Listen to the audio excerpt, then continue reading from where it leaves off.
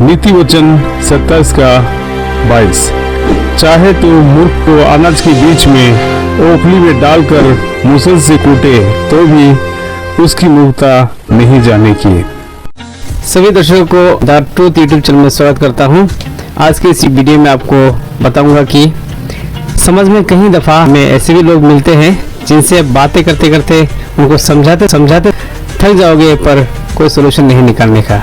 इससे पहले मैं एक बात बताना चाहूँगा कि जब आप किसी भी लोगों से बातें करना चाहो, किसी से कन्वर्सेशन करते हो, तो व्यक्ति के बारे में जान लो कि व्यक्ति का माइंडसेट क्या है। जिन लोगों को पता नहीं है ना, जिन लोगों को ऑलरेडी पता नहीं है, बाइबल को पढ़े नहीं है, तो उन लोगों के बारे में ये कहना चाहूँगा कि आपको बेहतर समझ में आए तो मैं कहानी के माध्यम से कहना चाहूँगा ऐसे लोगों से कैसे हैंडल किया जाएगा और कैसे आप अपना टाइम वेस्ट करने से बच सकते हो। आइए वीडियो में आगे देखते हैं।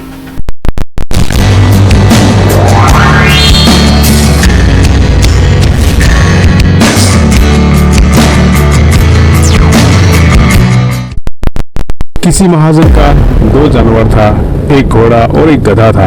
एक दिन की बात है कि दोनों एक साथ घास चर रहा था। इस दौरान दोनों में एक निरर्थक बात पर बहस हो जाता है।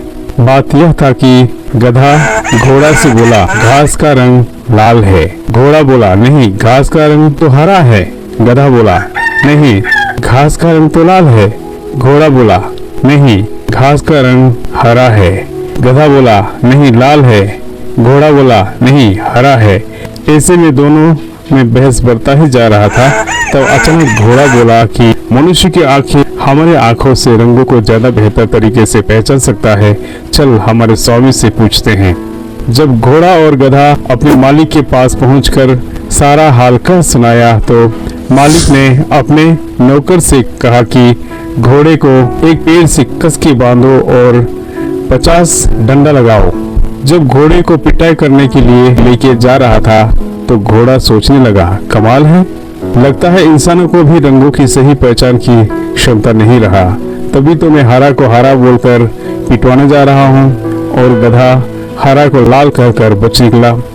जब नौकर घोड़े को दंड देकर वापस लौटा ले आया तब मालिक ने घोड़े से पूछा, तू समझा मैं तुझे 50 डंडे क्यों लगवाए?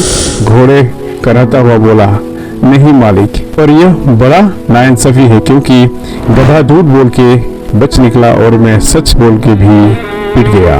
मालिक घोड़े से बोला, नहीं, तुझे दंड मिलने का कारण कुछ और ही है। घोड़ा ने पूछा, फिर क्या है? मालिक ने फिर घोड़े से पूछा, तू कौन है? घोड़ा बोला, मैं घोड़ा हूँ। ये कौन है? घोड़ा बोला, ये गधा है। मालिक ने कहा, ये गधा है, तुझे पता है? तुझे यह भी पता है कि गधा आखिर गधा ही होता है, सही को गलत और गलत को सही बताता है, और तू घोड़ा होकर एक गधे से बहस करके समय बर्बाद किया, इसीलिए मैंने तुझे दंड दिलवाए। अब समझा? घोड़ा बोला, हाँ मालिक, अब मैं सब कुछ समझ गया हूँ कि जो गधे से बहस करता है वो उस गधे से भी बड़ा गधा है। इस कहानी से हमें क्या शिक्षा मिलता है? इसके लिए नीति वचन 27 अध्याय 22 पद, प्रोवर्ब्स चैप्टर 27:22। चाहे तो मूर्ख को अनाज के बीच ओखली में डालकर मुसल से कूटे तो भी उसकी मूर्खता नहीं जाने की।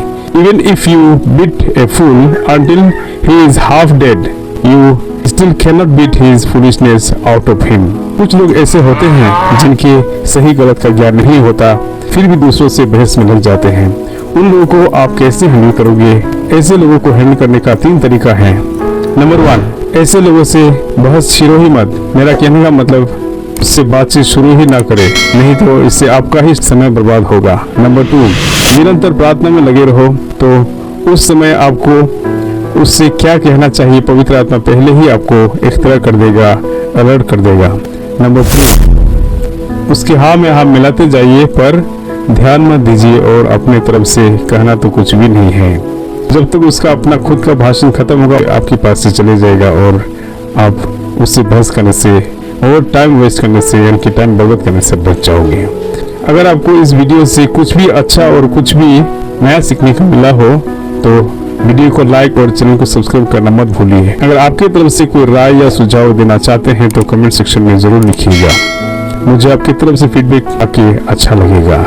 तो इस तरह परमेश्वर के प्रेम और उसकी ज्ञान में बढ़ते जाइए। परमेश्वर आप सबको बहुत अच्छा आशीष दे।